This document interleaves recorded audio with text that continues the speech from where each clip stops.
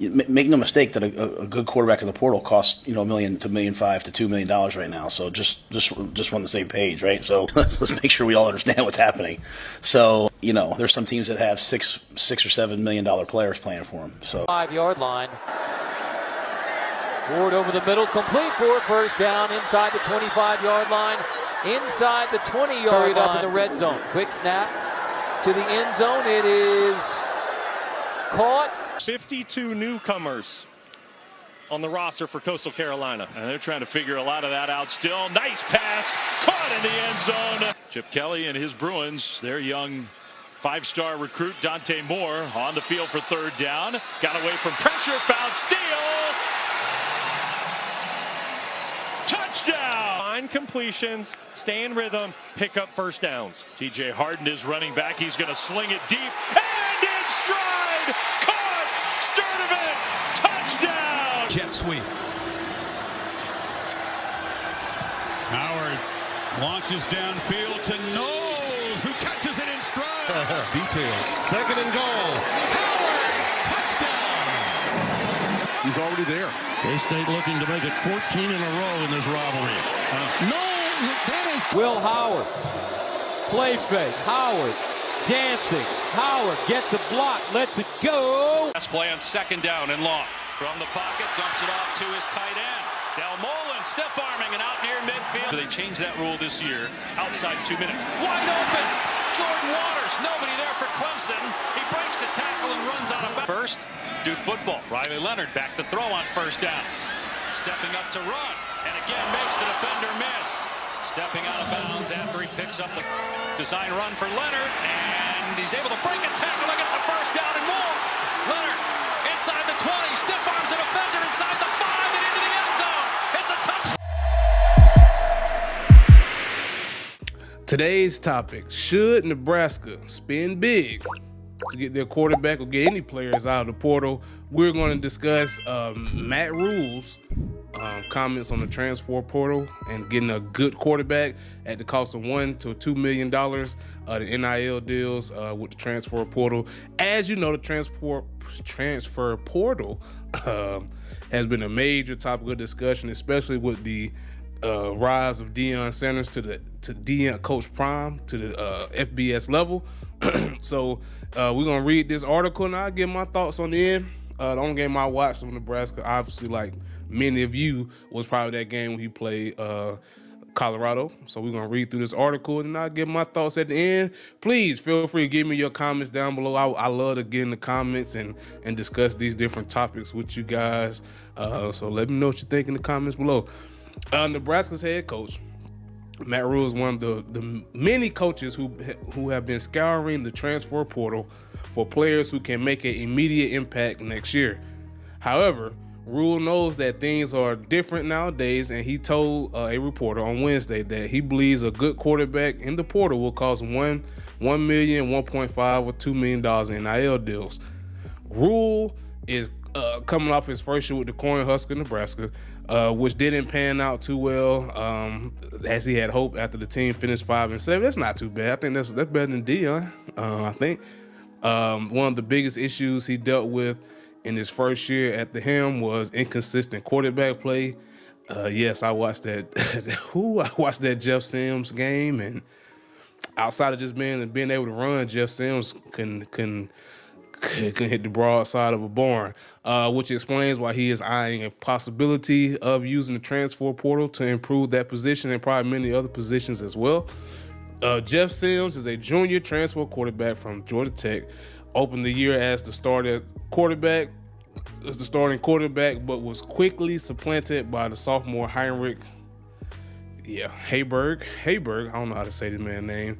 Haberg, don't know. Who completed just 49% of his passes this season, but led Nebraska with 967 yards, 7 touchdowns, 7 interceptions. Leave a penny, take a penny. Not a whole lot of production there. He also led the team with 477 rushing yards with 5 scores on the ground. Sims, who was officially lost his starting job in the 3rd game of the year. I think they played Nebraska. They played in the 2nd or the 3rd. I think they played in the 2nd game.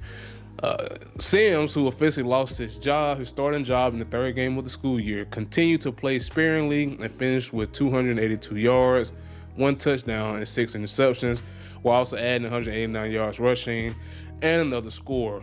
Sophomore quarterback Chuba Purdy also saw action this season. He threw for 382 yards, 2 TDs, and 3 picks. They're struggling, that quarterback.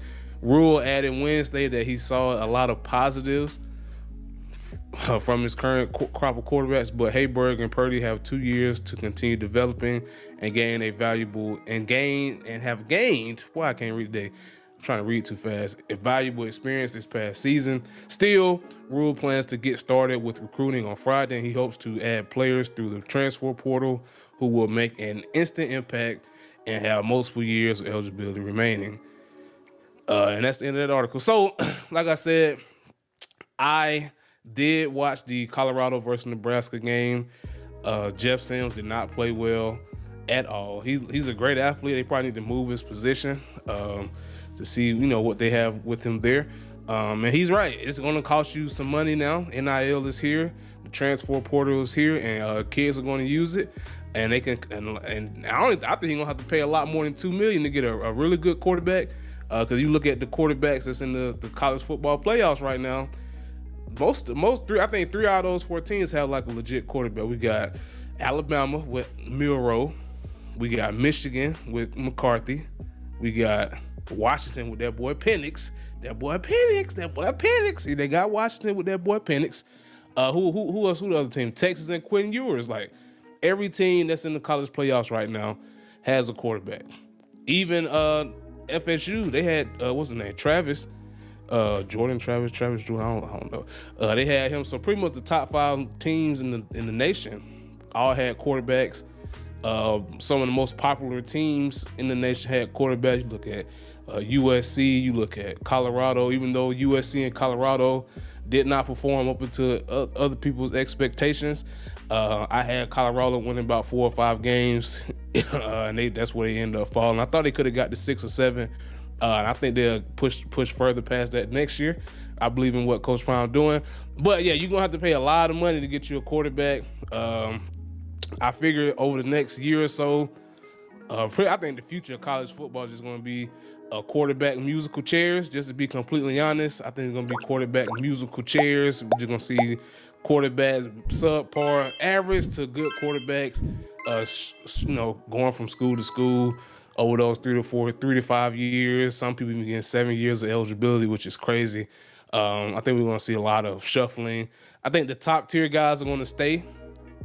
I think like people like Bo Nixon and Michael Penix, all those boys, I think they're going to stay. But could you imagine what somebody like Caleb Williams or Shedeur Sanders or Michael Penix or Bo Nixon could command in the transfer portal? If, let's say, if the schools they're currently at decide not to pay them, they can command a lot of money, and schools will give it to them. So yeah, man, let me know what you think in the comments below. I'm out. If you are in need of recruiting support and tired of those overpriced recruiting services, send me your film at blindsidepro.com. You can submit for absolutely free, won't cost you nothing. I just want the best players on my board. Thank you for tuning in, and I hope you enjoyed the show.